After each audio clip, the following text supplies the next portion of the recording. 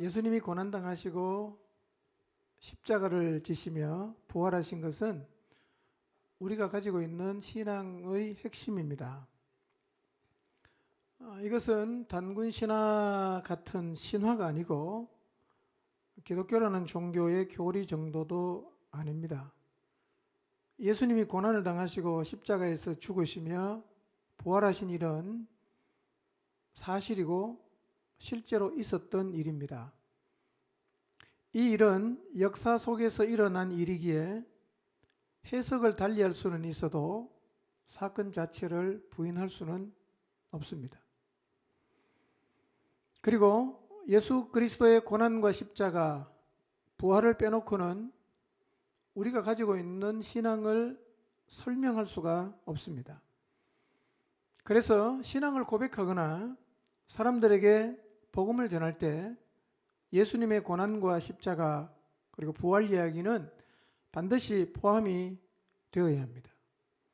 만약 이 이야기를 듣거나 전하는 것을 부담스러워하거나 거북해 한다면 그 사람은 신앙인이 아니라 종교인일 가능성이 높습니다.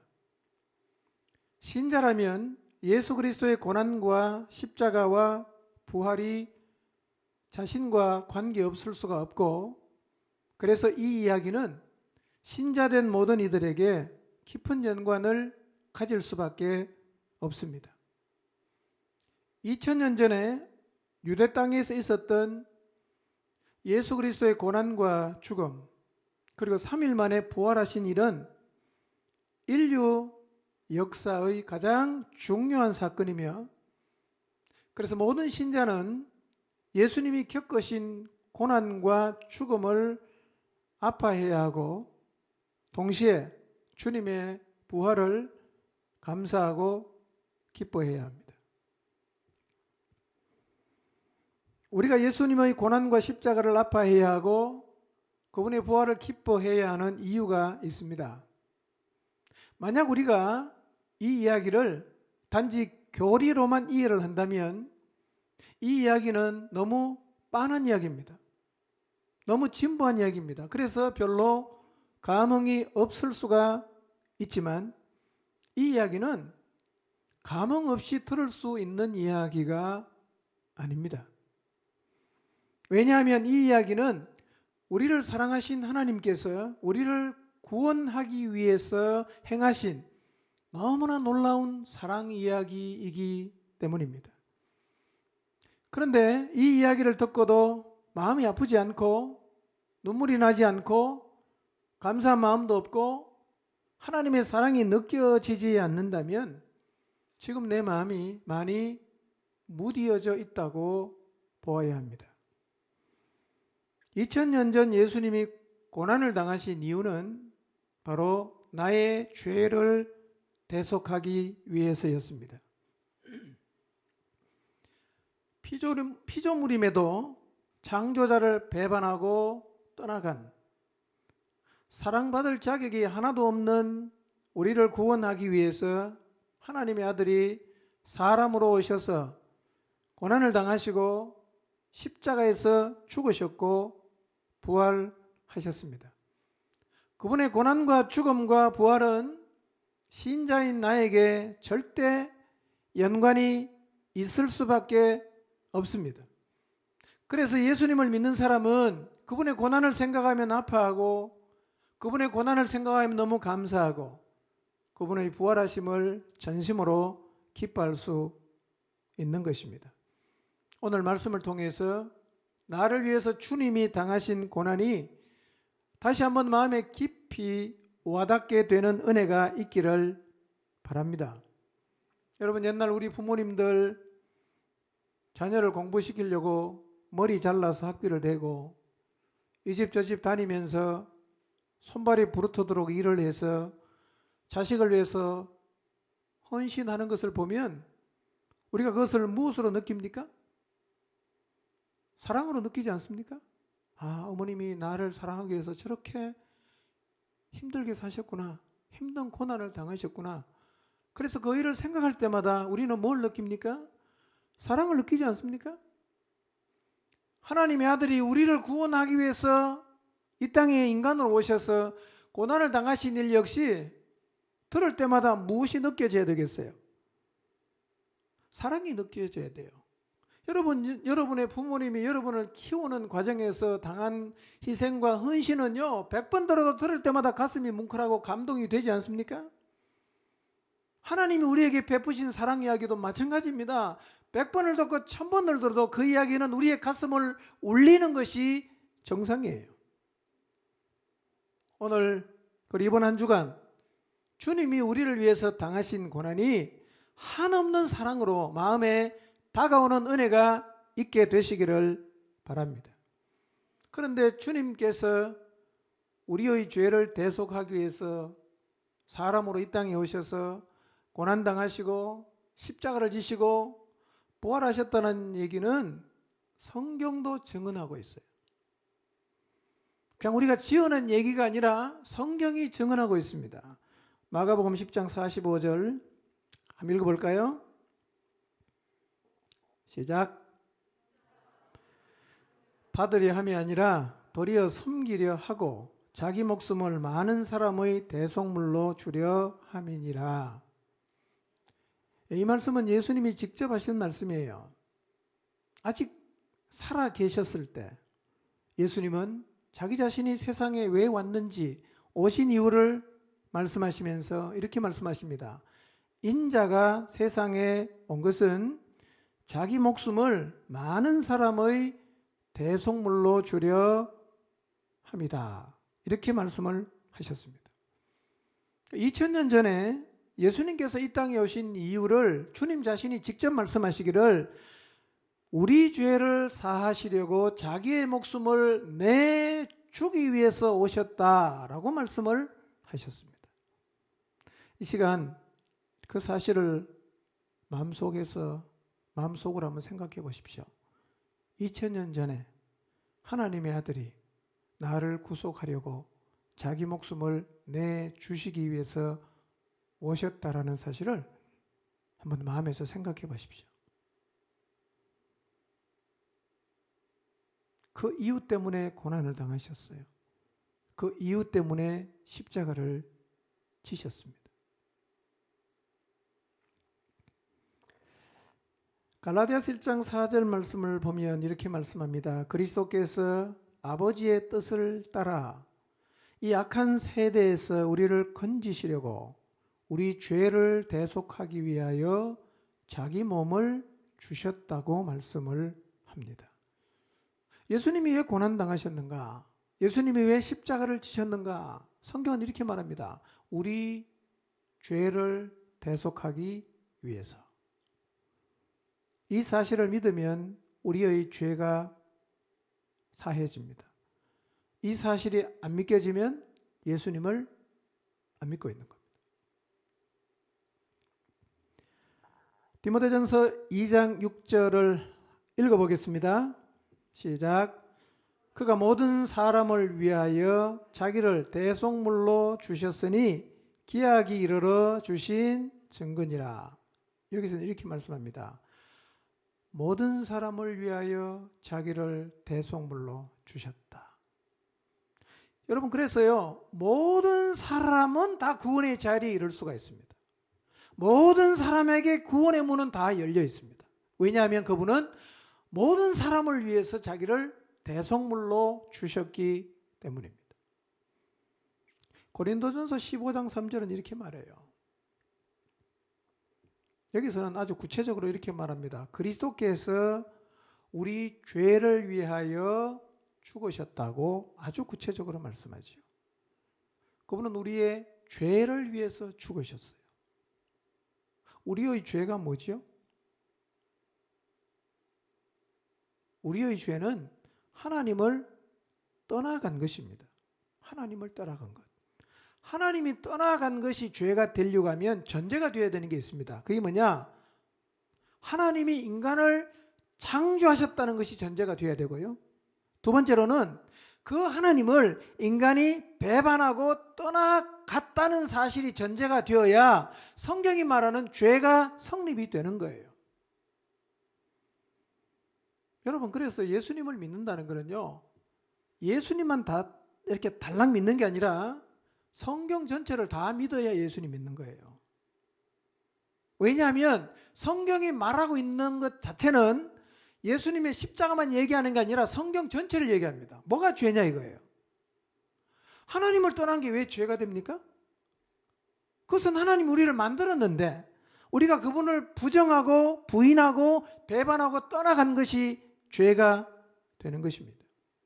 그래서 에베소서 2장에 보면 이 허물과 죄로 인해서 우리가 죽었다고 말합니다. 우리 다 죽었어요. 그리고 하나님의 생명에서 끊어졌습니다. 떠나갔다는 얘기입니다. 우리의 상태가 이렇습니다. 이런 우리를 살리시려고 예수님이 오셨어요. 그리고 고난을 받으시고 십자가에서 죽었습니다.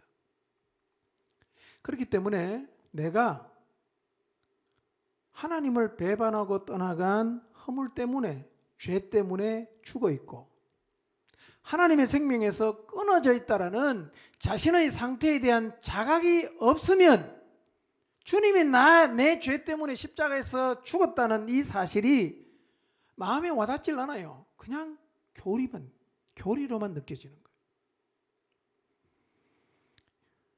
여러분 여기에 대해서 한번 생각해 보십시오.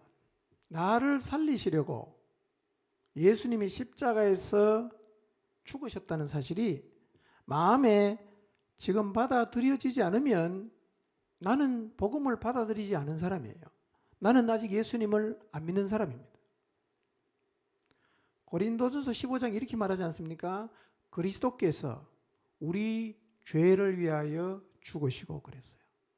성경은요, 예수님이 왜 죽었냐면 우리 죄 때문에 죽었다고 말합니다. 그런데 성경은 이 사실을 수십 번 반복해서 이야기를 하고 있습니다. 우리가 죄 있는 것이 확실하다면 2000년 전에 예수님이 당하신 고난과 죽음은 나를 위한 것임이 분명합니다. 그렇다면 주님의 고난은 나와 절대로 무관할 수가 없습니다. 예수님께서 나 때문에 고난을 당하신 것입니다. 예수님이 나 때문에 십자가에 달리신 것입니다. 에베소서 1장 7절을 봅시다. 다시 반복해서 성경이 말합니다. 우리 모두는 다 죄인이었어요. 근데 그분이 오셔서 뭘 하셨어요? 피를 흘리셨어요. 피를 흘림으로 어떤 일이 벌어졌다고 성경이 말합니까? 죄 사함을 받게 되었다고 얘기합니다. 우리가 죄인이에요. 그분이 피를 흘리셨어요. 어떤 결과? 믿으면 우리의 죄가 사해진다고 성경이 말씀하고 있습니다. 그렇기 때문에요, 그분의 고난과 죽음은 우리에게 한없는 사랑으로 다가오는 거예요. 한없는 감사의 이유가 되는 것입니다. 그리고 그분의 부활은 우리에게 깊은 감사와 기쁨이 되는 것입니다. 우리가 주님의 부활은 참 많이 기뻐하고 감사하지요. 저는요, 문득 제 마음속에 왜 우리가 주님의 고난을 감사하지 않는가? 나 살리려고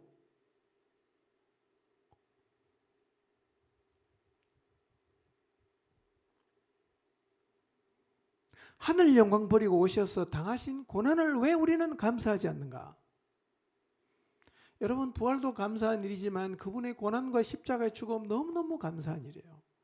그렇게 나를 사랑해 주신 주님의 사랑 감사하게 되시기를 바랍니다. 나를 위해 고난당하신 주님 감사합니다. 고난에 대한 감사. 마치 여러분을 위해서 희생해 주신 부모님의 사랑을 생각하면서 부모님에게 감사하지 않습니까? 똑같이 고난당하신 주님, 그분에게 우리가 진심으로 감사해야 합니다. 요한복음 3장 16절을 잘 아시죠? 이 말씀 역시 예수님께서 자기가 세상에 오신 이유를 설명하시면서 하신 말씀이에요. 하나님이 세상을 사랑해서 독생자를 보내셨어요.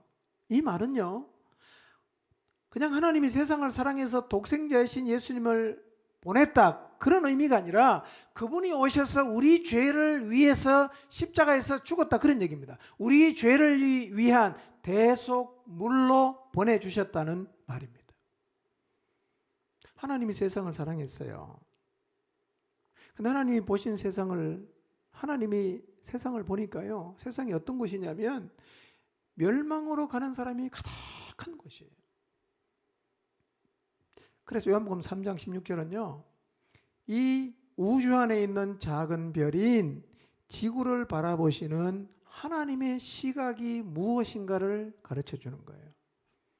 하나님이 작은 별 안에 있는 지구, 이 안에 살고 있는 인간을 바라보시는 시각은 우리가 사람을 바라보는 시각과는 매우 달라요. 그리고 하나님이 사람을 바라보는 시각은 아주 단순하고 명료합니다. 사람들이 사람을 바라보는 시각과는 완전히 달라요. 하나님이 세상을 어떻게 보셨어요? 하나님이 세상을 보실 때 가장 크게 본 건 이거예요. 멸망으로 가는 사람이 많다는 거예요. 그래서 하나님이 세상을 볼 때는 크게 두 개로 봅니다. 멸망으로 가는 사람, 구원받은 사람, 이렇게 봐요. 이게 하나님의 시각이에요. 멸망으로 가는 사람, 구원받은 사람. 이게 하나님이 세상을 바라보시는 가장 크고 중요한 관점이에요. 근데요, 우리도 사람을 바라볼 때 이 하나님의 관점으로 봐야 됩니다. 부자, 돈 많은 사람, 성공한 사람, 유명한 대학교 나온 사람, 사회적으로 어떤 사람. 하나님은 사람을 그렇게 안 봤어요. 멸망으로 가는 사람, 구원받은 사람, 이렇게 봤어요. 이게 하나님의 시각이고 이게 하나님의 관점이에요. 우리도 하나님과 똑같은 관점과 시각으로 사람을 봐야 됩니다. 이런 관점으로 사람을 한번 바라보세요. 여러분 주변에 여러분의 남편이나 여러분의 자녀나 여러분의 부모나 여러분이 알고 있는 친구나 동료 가운데 동료들을 이런 관점으로 한번 바라보시길 바랍니다. 멸망으로 가는 사람, 구원받은 사람.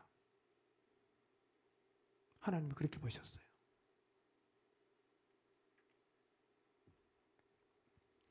사람을 보는 관점이 하나님과 같아지면 사람을 사랑하는 방식도 하나님과 같아집니다. 중요한 얘기입니다. 사람을 바라보는 관점이 하나님과 같아지면 사람을 사랑하는 방식도 하나님과 같아지는 거예요. 하나님이 세상을 볼 때는 멸망으로 가는 사람이 가득하니까 이런 세상을 구원하기를 원하셨어요. 세상을 향한 하나님의 가장 큰 관심사는 멸망으로 가는 사람을 구원하는 것이었어요. 그래서 세상을 구원하기 위해서 독생자를 보내주신 거예요. 그리고 이것이 인간에게 베푸신 하나님의 가장 큰 사랑이에요. 여러분이 기도해서 병이 나을 수도 있어요. 여러분이 기도해서 하나님 여러분의 필요를 채워줄 수도 있습니다. 그런데요, 그게 하나님의 최고의 사랑이 아니에요. 그런 사랑을 받는 것 좋지만 하나님이 주신 최고의 사랑이 뭐냐면 영원한 멸망으로 가는 나를 구원하기 위해서 구원자를 보내준 게 이게 하나님이 인간에게 베푸신 최고의 사랑입니다. 오늘 이 시간 나 살리려고 아들을 보내서 고난과 십자가를 지게 하신 그 주님의 행위가 사랑으로 여러분의 마음속에 다가오게 되시기를 바랍니다. 그리고 주님의 고난과 십자가를 전심으로 감사하게 되시기를 바랍니다. 여러분 이 시간 말이에요, 나를 위해 고난당하시고 십자가에서 죽어주신 주님에게 한번 마음으로 감사의 고백을 한번 드려보십시오. 나를 위해 고난당하신 주님 감사합니다. 나를 위해서 십자가를 져주셔서 감사합니다. 나를 위해서 목숨 내주셔서 구원의 길을 열어주셔서 감사합니다. 나 살리려고 고난을 감내하신 그 주님의 고난을 마음을 다해서 한번 감사해 보십시오. 주님께 감사하다고 한번 고백해 보십시오. 여러분 부모님이 여러분에게 헌신하면 찾아가서 고맙다 그러잖아요. 감사하다 그러지 않습니까? 얼마나 감사하는지 몰라요.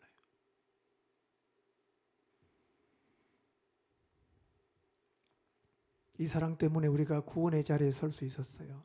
이 사랑 때문에 우리가 심판을 면제받았습니다.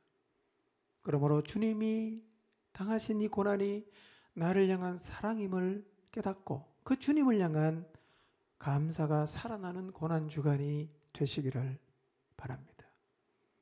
이 주님의 사랑을 입은 사람이 해야 할 일이 있어요. 그게 뭐냐면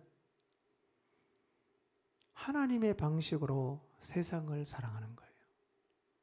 세상이라는 말은 사람이라는 말이에요. 하나님의 방식으로 사람을 사랑하는 것이 사랑을 입은 자들이 해야 할 일입니다. 여러분, 세상을 사랑하는 방식이 많아요. 사람을 사랑하는 방식 수만 가지 되지 않습니까? 여러분의 부모님들 자녀를 사랑하는 방식 너무 많지 않습니까?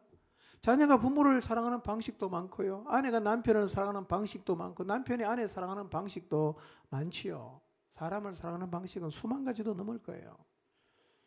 물론 우리는 다양한 방식으로 사람을 사랑해야 합니다.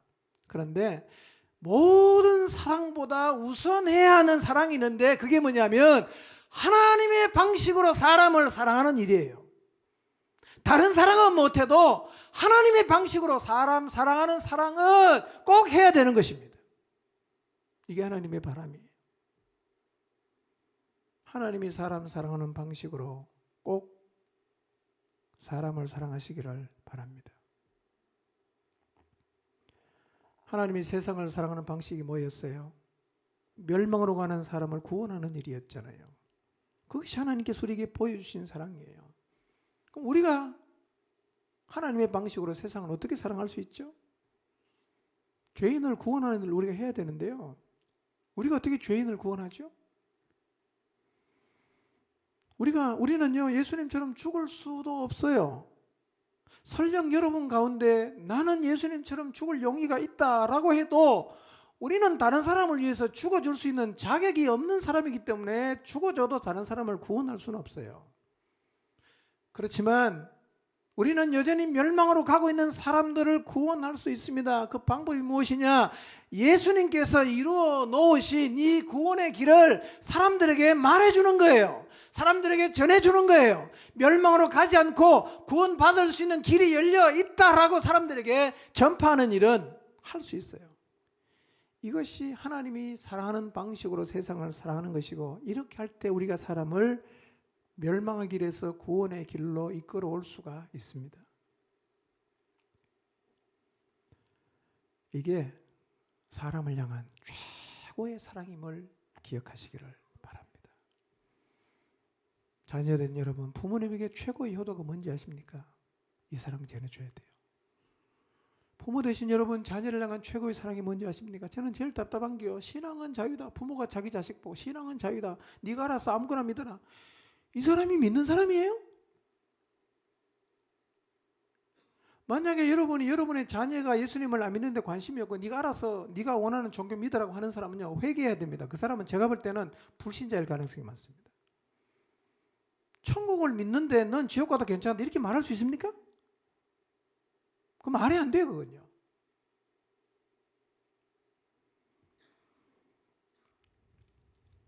우리에게 베푸신 하나님의 최고의 사랑을 묵상하는 이 주간에 이 하나님의 사랑을 하나님의 방식으로 사람들에게 전하기로 결단하시기를 바랍니다. 여러분, 예수 그리스도의 고난과 부활을 통해 구원의 길이 열렸다면 우리가 사람을 사랑할 수 있는 최고의 방법, 그것은 이 사실을 사람들에게 전해주는 거예요. 가르쳐주는 거예요. 여전히 멸망으로 가고 있으니까 구원의 길이 열렸다고 가르쳐주는 거죠. 그게 사랑이에요. 그 사랑을 실천하시기를 바랍니다. 그런데요, 이 구원의 소식을 전하는 것은 하고 싶으면 하고 하기 싫으면 안 하고 우리가 선택할 수 있는 사항은 아니에요. 왜냐하면 이게 주님의 명령이거든요. 명령이에요. 마가복음 16장 15절 성경이 그렇게 말해요. 마가복음 16장 15절 말씀 보면 예수님께서 말씀하십니다. 온 세상을 사랑하셨어. 고난의 십자가를 지시고 부활하신 예수님은 먼저 믿은 자신의 제자들에게 명령하십니다. 뭐라고 명령하십니까? 너희는 온 천하에 다니면서 만민에게 복음을 전파하라. 명령이에요. 이게요, 세상을 향한 하나님 아버지의 마음이에요. 하나님 아버지의 마음이 뭐냐?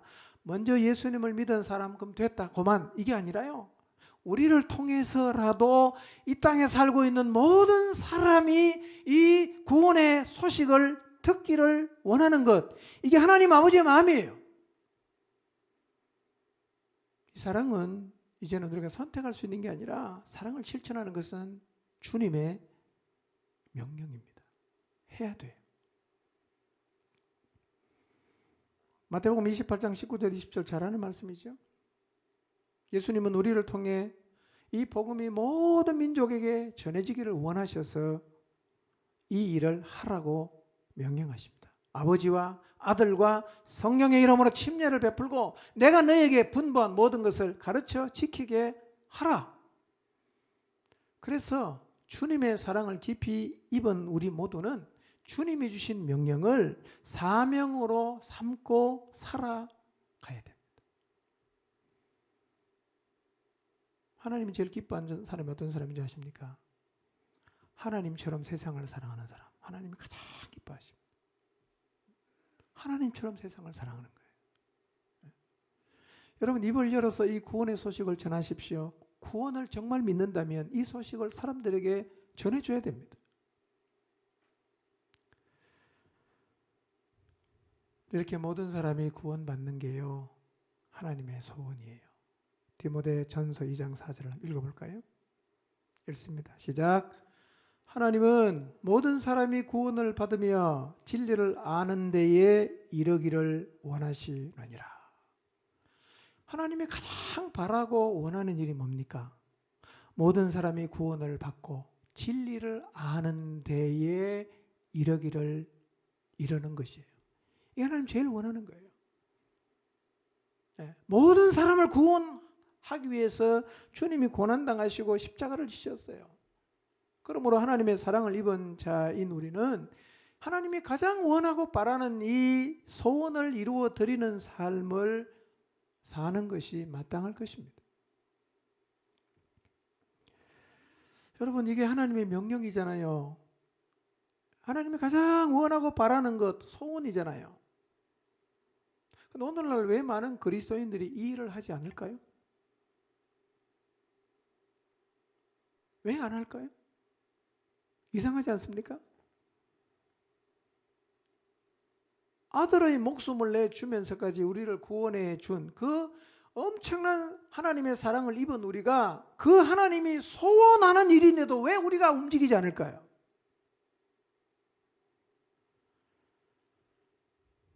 이유가 있어요. 이 일을 하면 반드시 뭐가 따라오는 게 있어요. 따라오는 거. 근데 그걸 우리가 별로 안 좋아해요. 그게 뭔지 아십니까?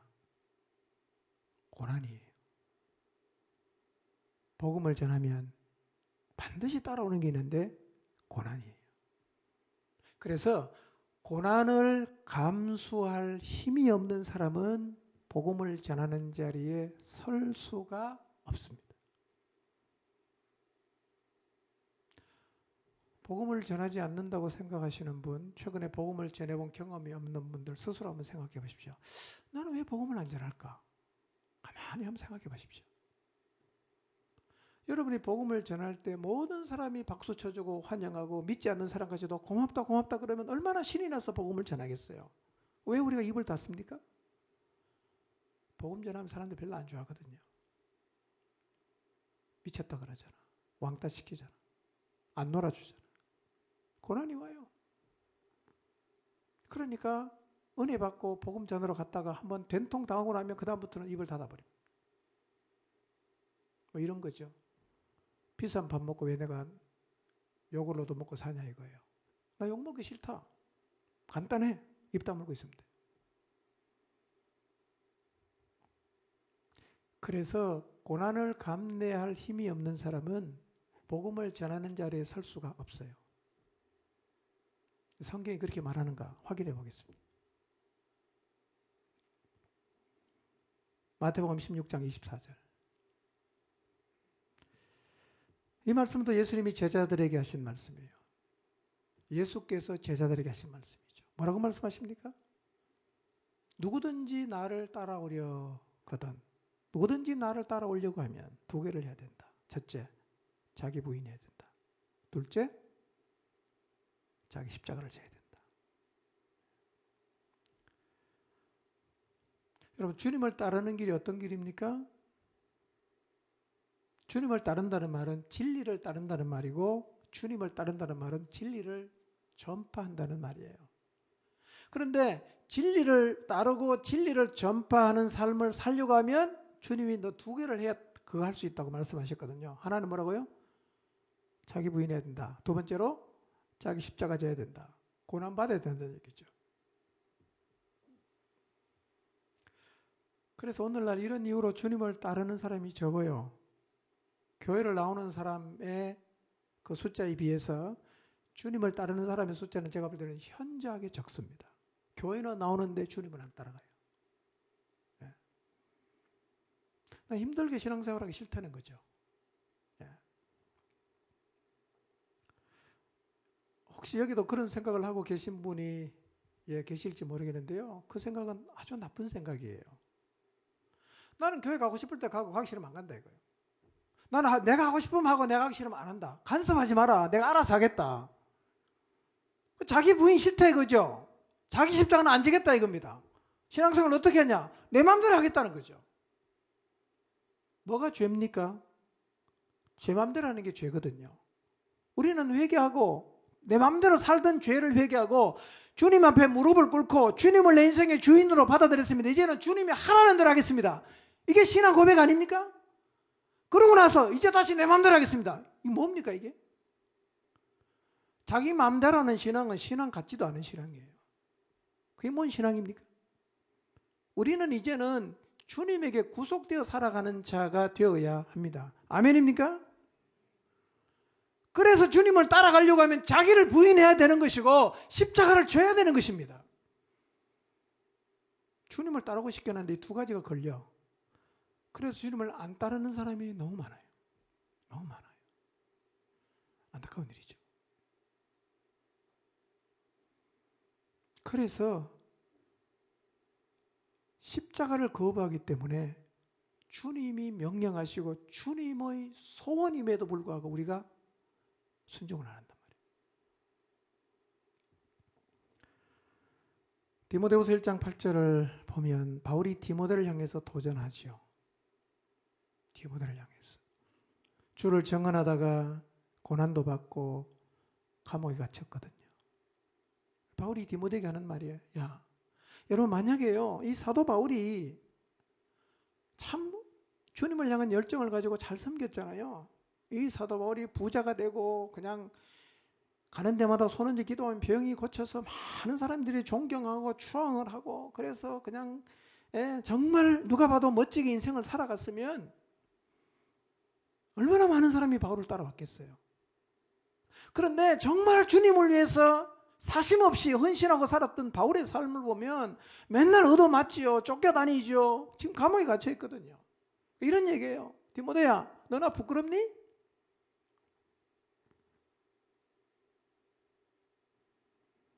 내가 주님 증언하다가 고난받고 내가 복음을 증언하다가 지금 감옥 가 있는데 너 이런 나 부끄럽니? 이렇게 묻는 거예요. 그리고 도전하는 거예요. 이런 나 부끄러워하지 말아라.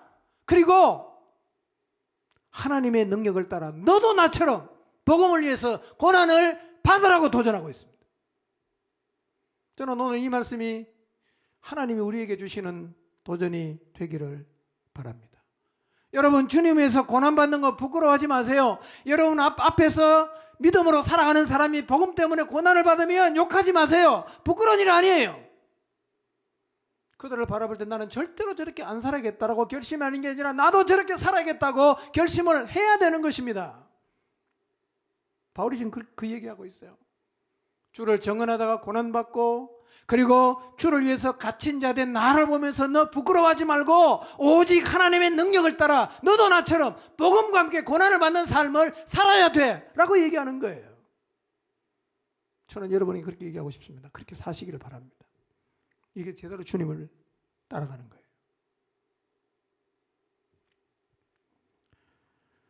사도행전 9장 16절입니다. 하나님께서 다메섹 도상에서 사울을 불렀어요. 사울과 바울은 똑같은 사람이에요. 너무 강한 빛을 보고 사울이 눈이 멀었어요. 이렇게 눈이 먼 사울의 눈을 뜨게 하시려고 하나님이 아나니아라는 사람을 부르십니다. 그리고 말씀하십니다. 너 집가라는 거리로 가서 유다의 집에 가면 다소 사람 사울이 있을 텐데 그 사람에게 찾아가서 네가 손을 얹어 안수해서 다시 보게 해라. 이렇게 명령을 하셨어요. 아나니아가 못 간다고 말합니다. 그 사람 예수님 믿는 사람은 잡아 죽인 사람입니다. 주님 저는 못 갑니다. 그러니 하나님이 아나니아에게 이렇게 말씀하셨어요. 가라. 이 사람은 내 이름을 위하여 이방인과 임금들과 이스라엘 자손들에게 내 이름을 이방인과 임금들과 이스라엘 자손들에게 전하기 위해서 택한 나의 그릇이다. 그가 내 이름을 위하여 얼마나 고난을 받아야 할 것을 내가 그에게 보여줄 것이다 라고 말씀하셨어요. 하나님이 이렇게 말씀하시는 거예요. 예수님의 이름을 전하는 것하고 고난을 받는 것은 같은 선상에 있다는 거예요. 같은 선상에. 같이 가는 거예요. 이게 무슨 얘기인가? 복음을 전하다가 고난을 받는 건요, 실패가 아니에요. 복음을 전하다가 고난을 받는 것은 당연한 것입니다. 바울이 어떤 사람입니까? 하나님이 아주 특별하게 부르셨어요. 얼마나 사랑하셨는지 몰라요. 그런데도 바울이 복음을 전하다가 엄청나게 많은 고난을 받은 것을 보면 고난은 실패가 아니에요. 실패가 아니에요. 순교는 영광이지요. 영광이죠. 여러분 복음 전하다 고난 받습니까? 실패라고 생각하지 마세요. 복음을 전하다가 고난을 받으면 당연하게 여기십시오. 복음을 전하다가 받는 고난은 우리의 면류관입니다. 그러므로 우리는 복음을 전하다가 받는 고난을 영광스럽게 생각해야 합니다. 제발 복음 전하다가 고난받는 삶을 사시기를 바랍니다. 주님 나라에 가면 여러분에게 면류관이 있을 것입니다. 아멘입니까? 아멘? 네. 별로 하기 싫은 모양이에요. 베드로전서 4장 15절 16절. 그런데요, 고난은 받아야 되는데 이런 걸로 고난을 받으면 안 돼요. 살인, 도둑질, 악행, 남의 일 간섭. 이런 일로 고난을 받는 것은 부끄러운 일입니다. 여러분 그리스도인으로 살아가면서 여러분의 가족이든 뭐 동료든 아니면 직장 사람이든 만나서 이기적인 것 때문에 쫀쫀한 것 때문에 하여튼 약속 안 지키는 것 때문에 뒤에 가서 남 욕하는 것 때문에 여러분 고난받으면요 그거는 부끄러운 거예요. 그런 고난 제발 받지 마세요. 여러분 그리스도인이 상식 이하로 사시면 되겠어요? 그런 고난은 부끄러운 거예요. 그런 고난을 자랑스럽게 얘기하지 마세요. 그건 너무너무 창피한 겁니다. 뭘로 고난받아야 됩니까? 복음 때문에 고난받아야 돼요. 복음 때문에 고난받아야 돼요. 그리스도인은요 잘못된 행실 때문에 고난받으면 안 되고요. 복음 때문에 고난을 받아야 돼요. 그런데 복음을 전파하려고 하니까 뭐가 따라온다고요? 고난이 따라오잖아. 그래서요 고난당하려는 마음이 있고 고난을 무서워하지 않아야 복음을 전파하는 삶을 살아갈 수가 있어요. 근데 문제는 뭐냐? 고난을 좋아하는 사람이 세상에 어디 있겠어요? 저도 고난받는 거 별로 안 좋아하거든요. 여러분 칭찬받는 게 좋아요? 요거도 먹는 게 좋아요? 쓰다듬어 주는 게 좋아요? 때리는 게 좋아요?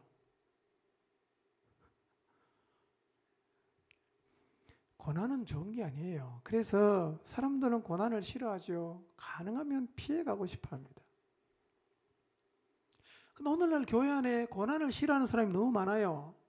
그러다 보니까 교회 안에 사람은 많은데 하나님이 이루어 놓으신 이 구원의 복음을 세상에 나가서 전하는 사람이 별로 없어요. 안 전하는 거예요. 고난받기 싫으니까. 이 꼭 다물고 있어요. 우리 시대에 하나님이 가장 찾는 사람이 어떤 사람이겠어요? 고난을 감당하고 나갈 사람이 필요합니다. 고난을 받아도 상관하지 않고 주님이 이뤄놓으신 이 구원의 복음을 사람들에게 말해줄 사람이 필요하단 말이에요. 저는 여러분 모두가 그런 사람이 되시기를 바랍니다. 우리 모두가 하나님 앞에서 그런 자리에 서게 되시기를 바랍니다. 그렇다고 해도 고난을 이겨내는 것은 간단한 일은 아니에요.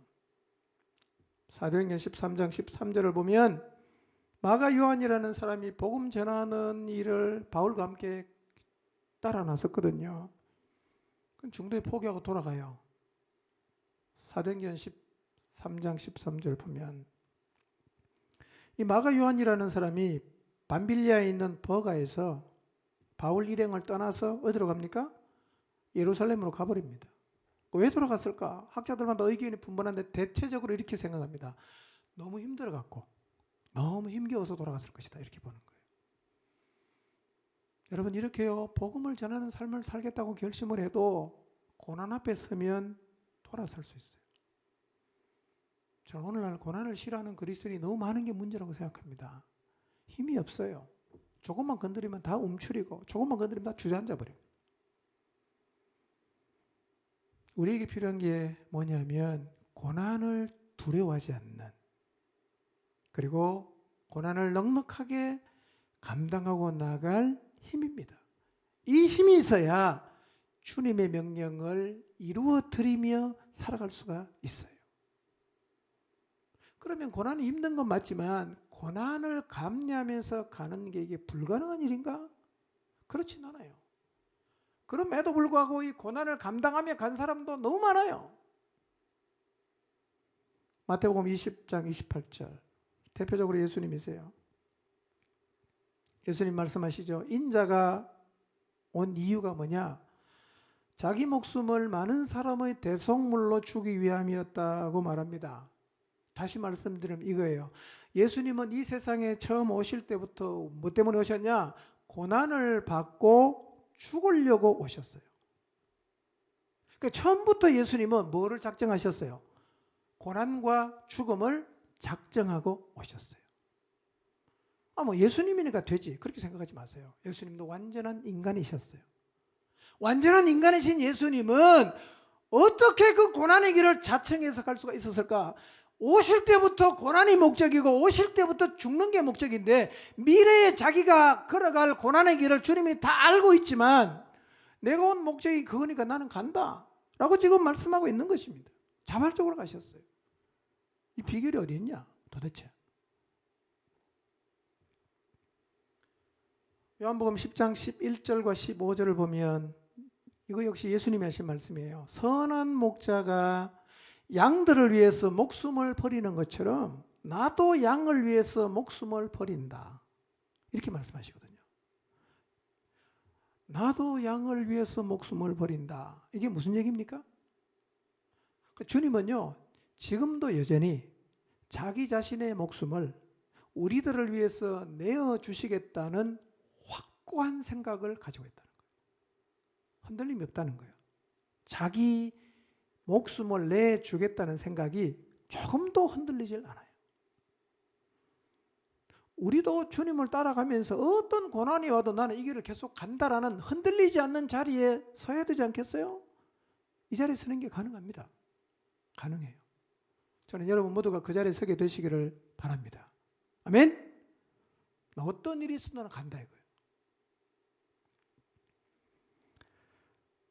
이런 얘기가 성경에 사실은 굉장히 많습니다. 히브리서 11장 25절을 보면 이제는 예수님 말고 다른 사람 한 사람 좀 보겠습니다. 모세 얘기입니다. 모세. 예수님만 고난을 감당한 게 아니라 모세도 고난을 감당하며 갔어요. 성경은 이렇게 말해요. 모세도요 하나님의 백성과 함께 고난받는 것을 잠깐 세상의 낙을 누리는 것보다 더 좋아했다고 성경이 말씀해요. 말은 쉬운데요. 여러분 세상에서 정말 멋있게 낙을 누리며 살고 싶습니까? 아니면 다 내려놓고 주님을 위해서 고난받으며 살고 싶습니까? 예, 글을 읽기는 쉽지만 이렇게 사는 건 쉽지 않아요. 근데 이렇게 살 수는 있어요.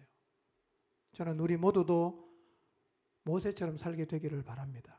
하나님의 백성과 함께 복음을 위해서 고난받는 것을 잠시 사는 이 세상에서의 낙을 누리는 것보다 더 좋아하게 되시기를 바랍니다. 근데 제자들도 그랬어요. 가룟 유다를 제외한 나머지 제자는요, 다 고난을 감당하면서 하나님이 주신 사명을 따라 살았어요. 대부분은 자기의 생명까지 내놓았습니다.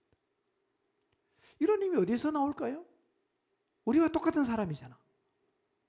근데 왜 어떤 사람은 도망 다니고 어떤 사람은 피해 다니는데 어떤 사람은 목숨을 걸고 거기를 계속 가는 걸까요? 무슨 차이가 있을까요? 그 고난을 감당하며 갈 수 있는 그 힘의 원천이 도대체 어디에 있는 것일까요? 간단하게 세 가지를 말씀드리겠습니다. 첫째, 복음을 위해 받는 고난을 두려워하지 않고 복음을 위해 살게 만드는 원천이 뭐냐? 첫 번째는 사랑이에요. 사랑. 하나님이 세상을 이처럼 사랑하셨어요. 예수님도 세상을 너무너무 사랑하셨어요. 그래서 고난을 감내하실 수가 있었어요. 세상을 사랑했기 때문에 그 세상을 구원하려고 고난과 십자가를 주님이 감당하며 가셨어요. 사랑하면 고난을 감내할 수 있어요. 여러분, 대개의 부모들은요, 자식을 사랑하기 때문에 자식을 위해서 받는 고난을 감내하면서 갑니다. 넉넉히 감당하면서 가요. 이유가 뭡니까? 사랑하기 때문입니다. 여러분, 고난을 감당하며 살려고 하면 첫째 하나님 사랑하셔야 돼요. 그 다음에 하나님처럼 사람을 사랑해야 돼요. 그러면 그를 위한 고난을 내가 감당할 수가 있습니다. 왜 그를 위한 고난을 내가 거부하는가? 그를 안 사랑하기 때문입니다. 하나님처럼 사랑해 보세요. 하나님의 시각으로 바라보시고 사랑하면 고난을 감내하면서 복음을 전하고 주님을 따라갈 수가 있어요. 여러분 안에 주님을 향한 사랑이 있는지를 돌아보십시오. 주님을 사랑한다고 고백할 수 있는지, 사람을 사랑한다고 고백할 수 있는지 한번 주님 앞에서 돌아보시고 진실되게 주님을 향한 사랑의 고백이 다시금 살아나게 되시기를 바랍니다. 두 번째는요, 복음을 위해 고난받는 것을 두려워하지 않고 복음을 위해서 살게 하는 힘의 원천은 성령 충만이에요. 여러분, 제자들 예수님 잡혔을 때 다 도망간 거 아시죠? 다 도망갔어요. 주님이 부활했어요. 부활하면 다 돌아와야 되잖아. 그렇죠? 근데 주님이 부활하고 제자들이 다 돌아왔습니까? 안 돌아왔어요. 누가복음 24장에 보면 엠마오로 두 제자가 내려갔는데 언제 내려간지 아십니까? 주님이 부활하신 날 내려갔어요. 우리가 그냥 생각해 보면 잡혀갔을 때 내려갔다가 부활했으면 어떻게 되죠? 다시 올라오는 게 정상 아닙니까? 그런데 부활하신 날 거꾸로 내려가요. 안 믿었습니다. 보고도 안 믿었어요. 그래서 주님 부활한 다음에도 숨어 있었거든요. 언제 예루살렘 한복판에 나타납니까? 오순절날 성령이 오시고 120명의 성령 충만을 입은 다음에 이 사람들이 예루살렘 한복판에 나타나는데요. 여전히 복음을 전하면 고난이 있었어요. 잡아 가두고 심지어는 죽이겠다는 위협을 했어요. 그런데 제자들이 어떡합니까? 움츠러듭니까? 피합니까? 정면 돌파합니다. 눈 하나 깜짝 안 합니다. 이렇게 말해요. 하나님 앞에서 너희 말 듣는 것이 하나님 말씀 듣는 것보다 옳은지 니네가 판단해라. 우리는 보고 들은 사실을 말하지 아니할 수 없다. 그러면서요, 죽이겠다고 해도 눈도 깜짝하지 않고 가요. 그리고 감옥에 가다 놨다가 하나님이 천사를 보내서 구출하니까 도망가는 게 아니라 시키는 대로 성전에 들어가서 사람들을 가르칩니다. 고난을 조금도 두려워하지 않는 이 에너지가 어디서 나옵니까? 성령 충만이. 성령을 받는다고 다 이렇게 되지는 않아요. 성령을 받고도 도망다니는 사람이 있거든요. 성령의 지배를 받으면 우리의 삶이 고난을 조금도 두려워하지 않는 삶이 다시 시작될 수가 있습니다. 여러분 2020년 표어가 뭔지 아십니까? 성령의 능력으로. 최근에 와서 이 말씀이 제 마음속에 계속해서 이게 맴돌고 있어요. 성령의 능력으로. 여러분 성령의 능력을 사모하시기를 바랍니다. 성령의 충만함을 사모하시길 바랍니다. 성령의 충만함이 경험되면 그리스도를 위한 고난을 감당하고 사명의 길을 넉넉하게 갈 수 있는 힘을 얻게 됩니다. 성령 충만의 은혜를 여러분 모두가 입게 되시길 바랍니다. 아멘. 자, 마지막 세 번째 원천, 하늘 소망을 갖는 거예요. 하늘 소망 갖는 거예요. 자, 오늘 본문 말씀 다시 한번 보겠습니다. 읽어보겠습니다. 마태복음 26장 64절 시작.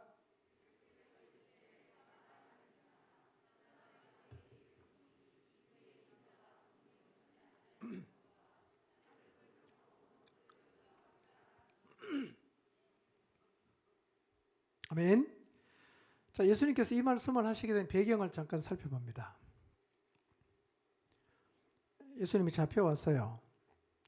대제사장이 사형에 넘길 죄를 찾기 위해서 예수님을 신문을 해요. 거짓 증인들이 많이 나와서 막 예수님을 고발합니다. 근데 정언이 일치하지 않았어요. 그리고 말도 안 되는 불리한 증언을 계속 했는데도 예수님이 아무 말도 안 하십니다. 침묵하고 계시는 거예요.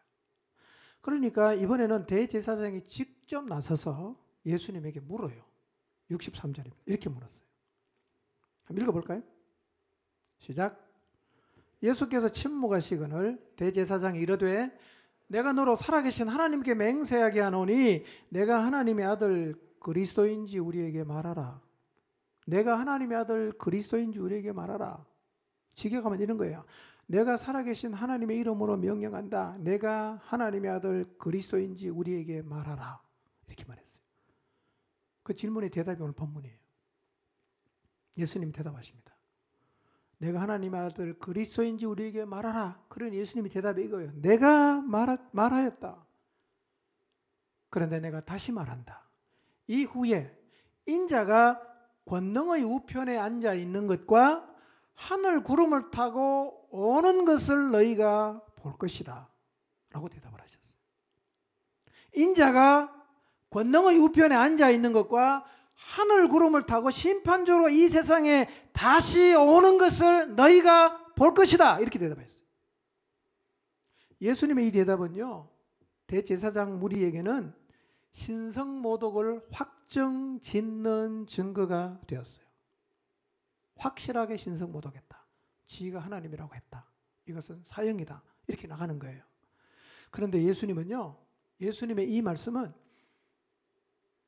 주님 자신이 고난과 십자가를 감당하는 힘의 원천이 어디에 있는지를 보여주신 거예요. 어디에 있는지 보여주셨어요.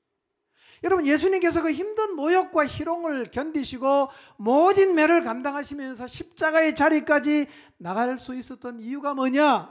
부활을 바라보는 것이고 권능의 우편에 앉아있고 하늘 구름을 타고 다시 온다는 사실을 주님이 알았고 믿었기 때문에 이 소망이 고난을 견디게 하는 힘이 되었어요. 여러분, 우리에게도 이 생이 끝이 아니죠. 복음을 전하면 희롱을 당할 수 있습니다. 모욕 당할 수 있고요. 억울한 일을 당할 수 있고 때로는 억울함을 풀지 못하고 우리가 이 세상을 떠날 수도 있어요.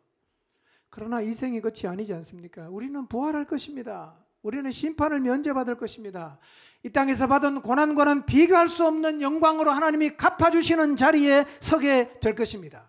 이 사실에 대한 확실한 믿음을 가지고 있다면 이 땅에서 어떤 고난을 받든지 간에 넉넉하게 감당할 수 있는 힘을 가지게 될 것입니다. 나타날 영광을 바라보십시오. 주님의 나라를 소망하시고 저편에 있는 하나님의 세계를 확신하는 사람은 고난을 넉넉하게 감당할 수 있습니다. 날마다 이 진리 앞에 서십시오. 날마다 이 사실을 묵상하십시오. 날마다 이 사실을 여러분은 자신에게 이야기하십시오. 그래서 하늘의 소망이 교리가 아니라 실제로 여러분의 마음 가운데 날마다 샘솟듯이 솟아나는 진정한 소망이 되시기를 바랍니다. 요한복음 17장 17절 말씀, 바른 성경은 이렇게 번역했어요. 한번 읽어볼까요? 시작.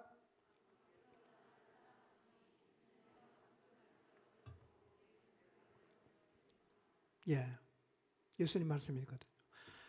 아버지께서 나를 사랑하시는 이유가 뭐냐면 내가 목숨을 얻으려고 내 목숨을 내어놓았기 때문이라는 거예요. 이런 얘기입니다. 내어놓는 목숨이 있어요. 그 다음에 얻는 목숨이 있어요. 우리도 똑같습니다. 내어놓는 목숨이 있고 다시 얻는 목숨이 있어요. 내어놓는 목숨은 짧게 살아가는 육체의 목숨이지만 다시 얻는 목숨은 영생하는 목숨이에요. 내어놓는 목숨이 끝이라고 생각하는 사람은 고난을 감당하기가 어려워요. 왜냐하면 한 개밖에 없는데 다 쏘고 나면 너무 억울하거든. 그래서 내어놓는 목숨이 끝이라고 하는 사람은 고난을 어쩔 수 없이 피해가게 될 것입니다. 그러나 다시 얻는 목숨에 대한 확신을 가진 사람은 고난을 넉넉하게 감당할 수가 있습니다. 여러분 기억하십시오. 내어놓는 목숨이 있지만 어떤 목숨도 있다고요? 다시 얻는 목숨이 있어요. 이거를 기억하시길 바랍니다. 예수님도 그랬어요. 아버지께서 나를 사랑하신 이유가 뭐냐면 내가 얻는 목숨 때문에 지금 내 목숨을 내어놓아서 그런 나를 아버지께서 사랑하신다고 예수님께서 말씀을 하셨어요. 여러분도 예수님처럼 살아가시기를 바랍니다. 내어놓는 목숨 내어놓으세요. 그러나 얻는 목숨이 있다는 사실을 한시라도 잊지 마시기를 바랍니다.